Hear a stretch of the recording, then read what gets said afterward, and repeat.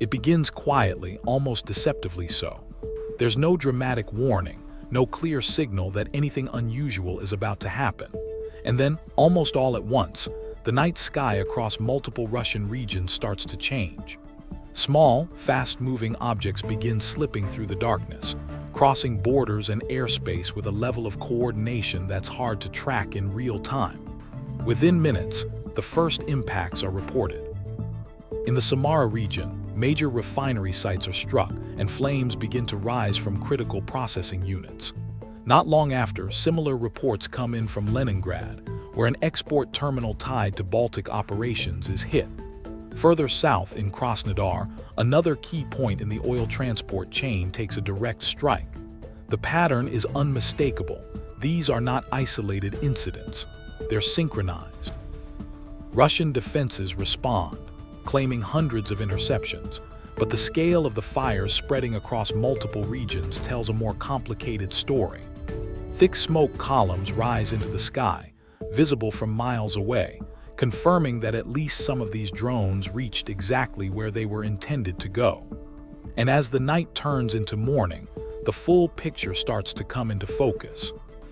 This wasn't just a strike. It was a coordinated operation designed to hit multiple critical points at once. But what makes it even more significant isn't just where the drones landed. It's why those specific locations were chosen. At first glance, it might seem like widespread destruction without a clear pattern. But the more closely you look, the more deliberate it becomes. Every target fits into a much larger system, one that revolves around energy production and military sustainability.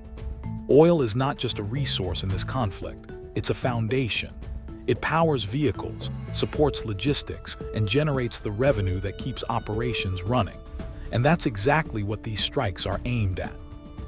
Refineries process the crude. Storage facilities hold the refined fuel. Terminals move it across regions and out of the country. By targeting all three layers, the attacks create a cascading effect that goes far beyond a single explosion. The impact becomes even clearer in occupied areas like Mariupol, where fuel depots and lubricant storage sites are also hit. These aren't symbolic targets, they're functional ones. Without lubricants, machinery wears down faster. Without fuel, vehicles sit idle. Even minor disruptions in these supplies can slow entire operations. And when those disruptions are combined with strikes on production and transport back inside Russia, the pressure multiplies.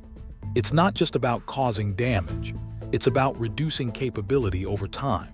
And once that pattern becomes visible, it starts to reveal something bigger than individual strikes.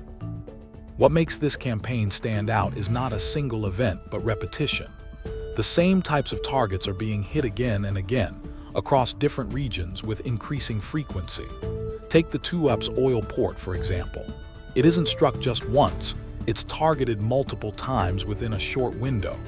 Each strike compounds the previous damage, making recovery harder and operations less stable. The same applies in the Baltic region, where key export hubs like Ust-Luga and Primorsk face repeated disruptions.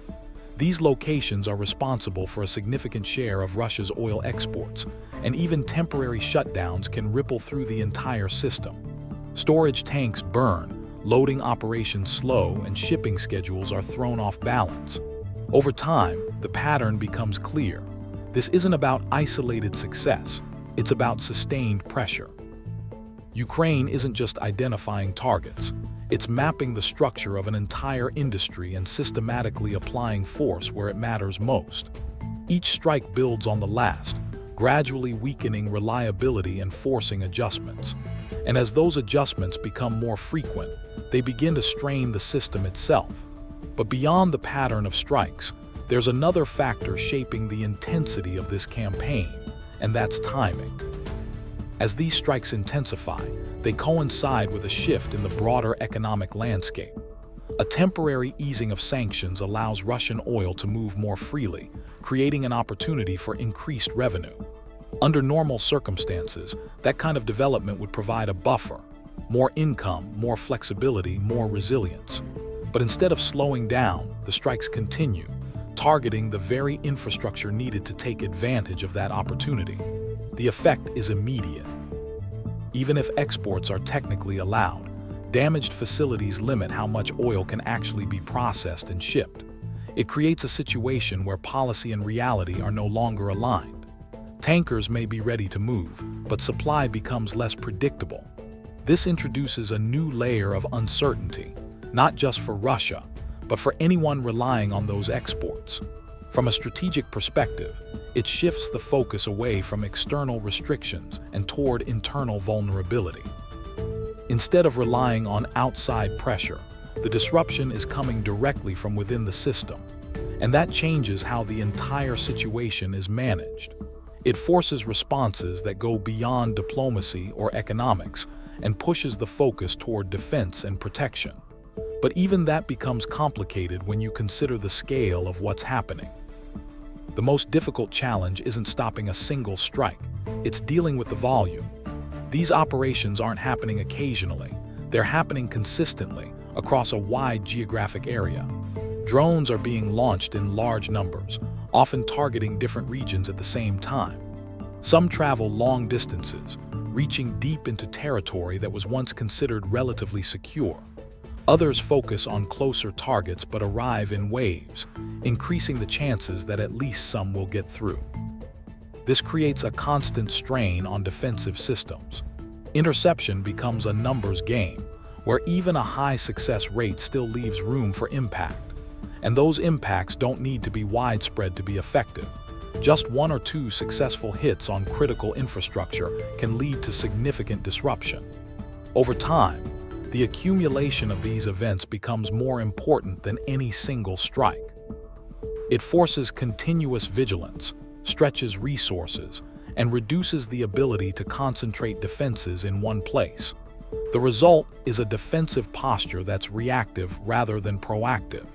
And as the frequency of attacks increases, that imbalance becomes harder to manage, which leads directly into the internal challenges that begin to emerge. As the external pressure builds, internal responses start to shift. There's a growing need to protect critical infrastructure across multiple regions, which requires redistributing defensive resources. Air defense systems that were once focused on frontline areas or strategic military targets now have to be repositioned to cover refineries, storage sites, and transport hubs. But these systems are not unlimited. Losses over time, combined with the need for coverage in multiple areas, create difficult decisions about where protection is most needed. Strengthening one region can leave another exposed.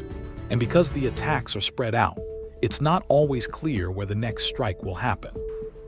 This uncertainty forces a more cautious approach, with defenses spread thinner across a wider area.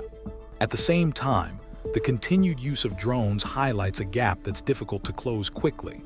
Traditional air defense systems are effective against certain threats, but smaller, lower-cost drones present a different challenge, especially when used in large numbers.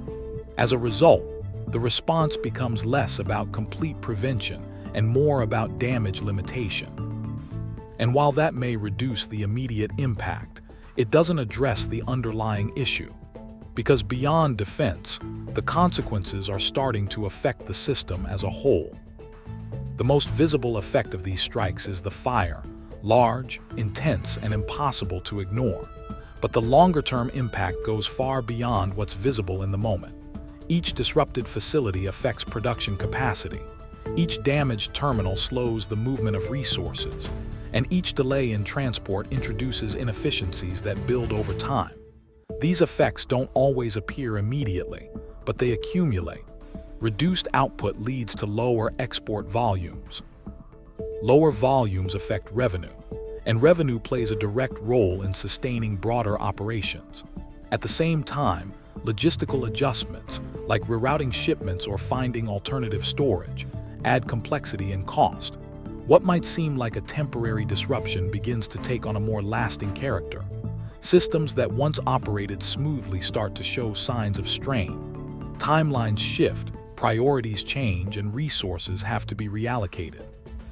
It's not a sudden collapse, but a gradual weakening, one that becomes more noticeable as the campaign continues. And that's what makes it significant, because in the end, It's not just about what's being hit, it's about how those hits reshape the system over time.